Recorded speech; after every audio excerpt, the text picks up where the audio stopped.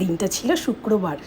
ঠিক সন্ধেবেলায় হঠাৎ মেয়ে বলে উঠল, মা ডিম টোস্ট খাবো। মেয়ের আবদার, না রেখে কি পারা যায়? বাড়িতে ছিল স্লাইস করা ব্রাউন ব্রেড, তাই দিয়ে বানিয়ে ফেললাম সন্ধেবেলার টিফিনে ডিম টোস্ট। ডিম টোস্ট বানানো ভীষণই সহজ, সবাই জানে, এটা আলাদা করে নতুন করে দেখানোর কিছু নয়।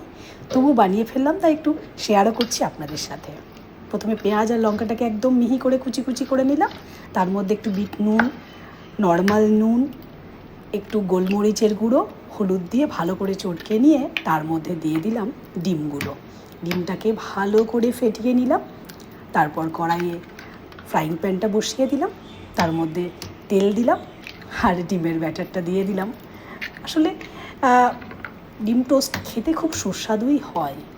ডিমের প্রিপারেশনগুলো আমার মেয়ের আবার ভীষণ পছন্দের। অন্য প্রিপারেশনের তুলনায় মেয়ে ডিমটা বেশি খেতে পছন্দ করে, তাই আর চটজলদি হয়েও যায় এগুলো। মানে সন্ধ্যে টিফিন বলতে চট করে এটা কিন্তু হয়ে যায়, খুব বেশি কিছু লাগেও না। বাড়িতে থাকা সব কিছুই এগুলো খুব নর্মাল, পেঁয়াজ, কাঁচা লঙ্কা বলুন, নুন বলুন, এগুলো সবার বাড়িতেই থাকে, তাই খুব সহজ পদ্ধতি এগুলো।